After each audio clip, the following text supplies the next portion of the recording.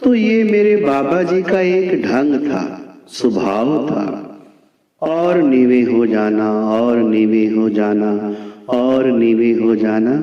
तो होता क्या था, उसकी सारी शक्ति उनके अंदर आ जाती थी। इतना सब समय नहीं कि और विस्तार में बात की जाए। गुरबाणी में बहुत से और भी इशारे हैं कि गुरु जी करते क्या थे।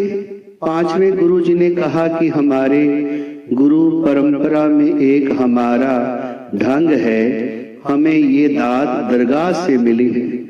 पांचवें गुरु जी ने कहा, क्या कहते, जब कोई विरोधी होके आता है, हंकार लेके आता है, मैं लेके आता है, ईर्ष्या लेके सामने आता है, जो लड़ने आता है, हमारा पहला एक उसके ऊपर वार होता है गदा का। गदा, भीम वाली गदा, भीम वाली गदा।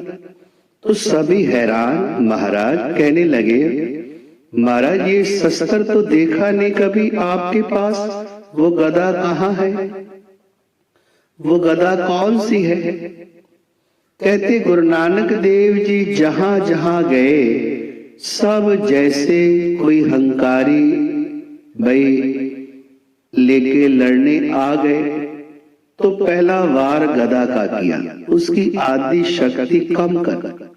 जैसे बाली को वर था कि गदा उठा के जब किसी के सामने जाएगा, आधा बल उसका तेरे में आ जाएगा, उसका बल क्षीण हो जाएगा, उसका बल तेरे में आधा आ जाएगा, तो कोई भी तेरे से बड़ा नहीं हो सकता।